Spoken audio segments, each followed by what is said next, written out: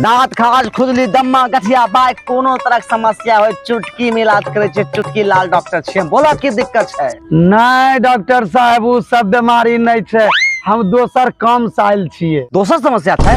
Cancer, ads, महामारी कोनो तरह के दिक्कत हो ठीक करबे। बोला जल्दी की समस्या है? नहीं नहीं वो बात नहीं छे, हमरा कहे में लाज लगे छे। गुप्त रोग है कि बताइयो ना, गुप्त रोग के इलाज करे छे हमें जड़ी बूटी लगा के। की दिक्कत है बोला? कहे छियो ना वो बात नहीं छे। हे हो अपन बो के इलाज करबे न करे छ, तोहर के घंटा इलाज करता है। अरे तो चुप रहो, देखे नहीं सो पेशेंट आयल छे। हमर मौगी हमरा से रोज लड़ाई छे। तोहर मौगी तोरा से रोज लड़त रहे छो? कोई ऐसा दवाई दहो जकरा खाए के वो लड़ना भूल जाए। हे हो घंटा तोहर बो के इलाज करता, दिन में 10 बार हमरा से मार खाए छे। हमें तोरा की दवाई देबा, देख न लो हमर मौगी हमरा से रोज लड़त रहे छे। हाँ, ये डॉक्टर के तो अपने बहुने समय के हमर की इलाज करते, बाहर में गेले इलाज।